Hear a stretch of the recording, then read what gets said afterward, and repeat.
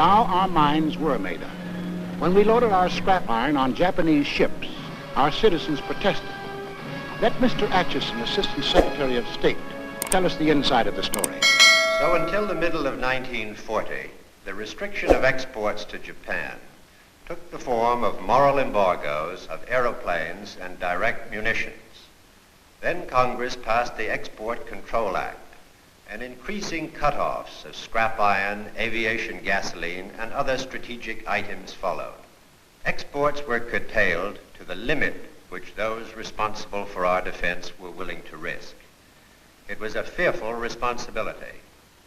On one side was the possibility, in fact the probability, that one day these materials might be used against us. On the other side was the possibility, in fact the probability, that to cut them off would provoke an attack which we were not then prepared to resist. Finally, in the summer of 1941, as it became clear that Japan was turning her back upon every possibility of reconciliation and adjustment, and was determined upon her great gamble of conquest, all exports ceased.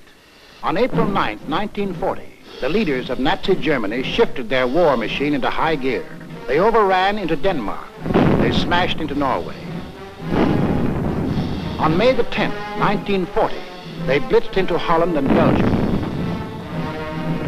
The Nazis are marching ahead at the fastest speed a conquering army has moved in all history. All roads in France are choked with slow-moving masses of refugees. Nazi Stuka dive bombers are strafing and bombing thousands of helpless women and children. Mr. Keltonborn. Good evening, everybody. Tonight, it seems clearly apparent that the first great phase of the war in the West has been won by Germany. The army of French and British has made a valiant battle in its effort to retreat to Dunkirk, where there is some slight chance that some part of it can be evacuated. Adolf Hitler's mechanized forces are racing toward Paris as French resistance collapses.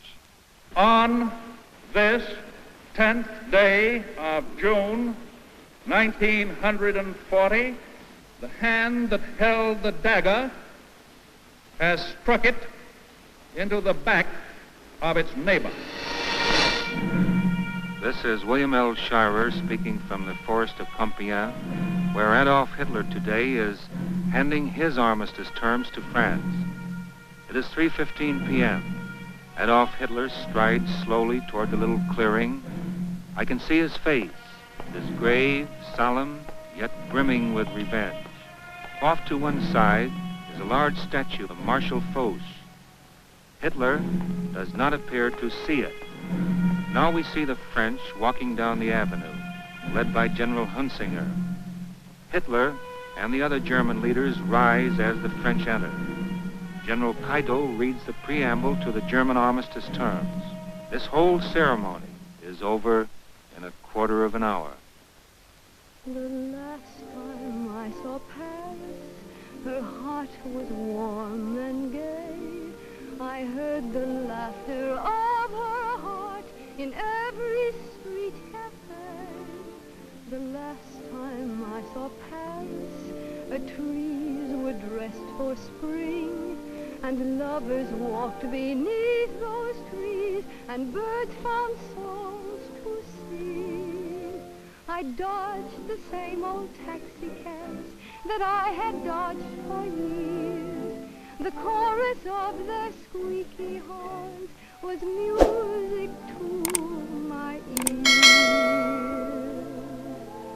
The last time I saw Paris, her heart was warm and gay. No matter how they changed her,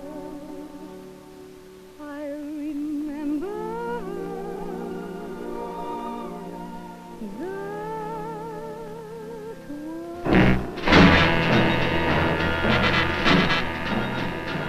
Conquering armies now stood on the shores of the Atlantic.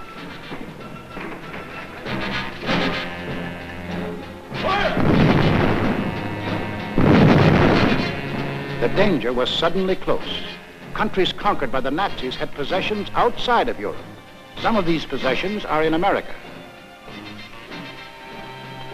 Would the Nazis demand the French naval units at Martinique? Would the Nazis move into the Dutch oil fields at Curacao?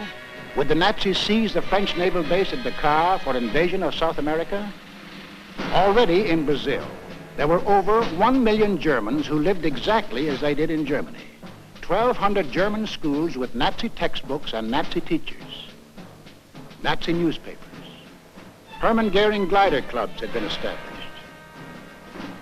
Also in Brazil, there were 260,000 Japanese taking orders from Japan. In Ecuador, within easy bombing range of the Panama Canal, German airlines had been established. German pilots were reserve officers of the Luftwaffe. The German transport planes had bomb racks already built in. In Argentina, German athletic clubs similar to the Hitler Youth Movement had been organized exclusively for Germans. Here was a fifth column ready to take over. In Havana, we met with 20 other American republics. There must not be a shadow of a doubt anywhere as to the determination of the American nations not to permit the invasion of their hemisphere by the armed forces of any power or any possible combination of powers. 20 American nations stood firm. The Americas would not allow any European colony in this hemisphere to be transferred to a non-American power. We said, keep out. We meant it. We must increase production facilities for everything needed for the Army and Navy for national defense. I believe that this nation should plan at this time a program that will provide us with 50,000 military and naval planes. To protect our shores, we authorized construction of a two-ocean navy, the greatest the world has ever known. At least it would be the greatest navy when completed in 1944. But then, in 1940, it was only a paper navy. Our fighting forces at that time consisted of an army of 187,000 men, a navy of 120,000, and this dot was the Air Corps, 22,387 strong. All told, 330,000 men. We had makeshift supplies, makeshift equipment, stovepipes for cannon, bags of flour for bombs, and trucks were labeled tanks.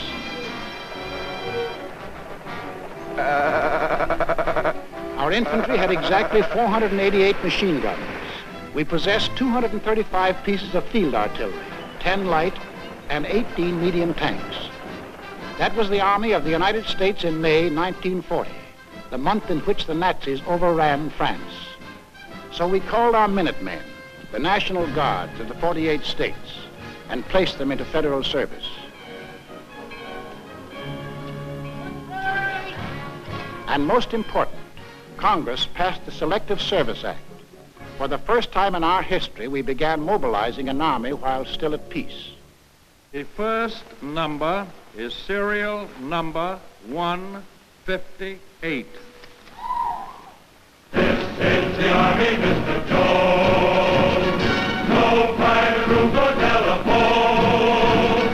You had the breakfast in bed before, but you won't have it there anymore. The second number, which has just been drawn, is 192. This is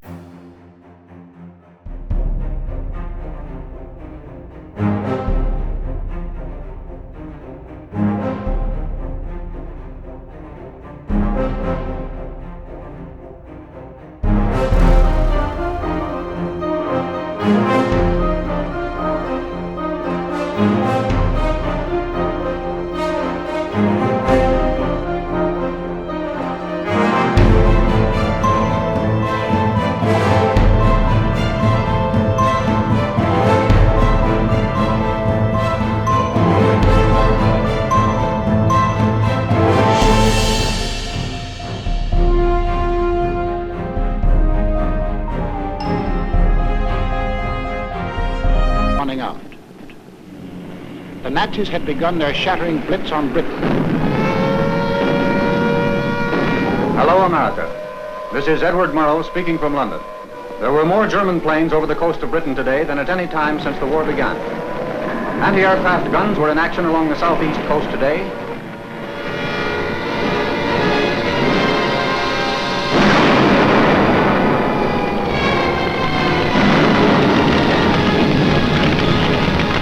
Back on Main Street, USA, daily we followed Britain's life struggle. For if Britain died, we would be in grave peril. Our first line of defense in the Atlantic, the British fleet, might go to Nazi Germany. We would be unprotected, our shores, our people, our homes endangered. Britain must not fall. In our harbors, idle and rotting, lay ancient destroyers. They had been built for World War I, but this was World War II, and this gave us an idea. 50 tired, overaged destroyers were revitalized, transferred to Great Britain.